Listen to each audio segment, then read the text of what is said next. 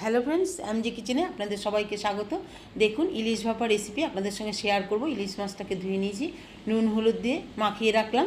দেখুন এভাবে। এদিকে 1 চামচ গোটা সাদা জিরে, 1 চামচ সাদা সর্ষে আর 1 চামচ রাই সর্ষে আর 5টা শুকনো লঙ্কা ভিজিয়ে রাখবো আধ ঘন্টা পর এটাকে মশলা করব। 8টা কাঁচা লঙ্কা দিয়েছি, ভালো করে মশলা। এদিকে একটা বাটি বসিয়ে সরষের তেল দিয়ে দিলাম, তারপরে কাঁচা মাছগুলো দিয়ে দিলাম, মশলাটা দিয়ে দিলাম, এর উপরে স্বাদ অনুযায়ী নুন, হলুদের গুঁড়ো, 3টে কাঁচা লঙ্কা দিয়ে দিলাম। দিয়ে এটাকে 10 মিনিটের মতো ঢাকা দিয়ে রেখে দেবো। 10 মিনিট এটাকে সিম করে নেব। তারপর এর উপরে কাঁচা তেল দিয়ে দিলাম, সরষের তেল। দেখুন কত সুন্দর হয়েছে।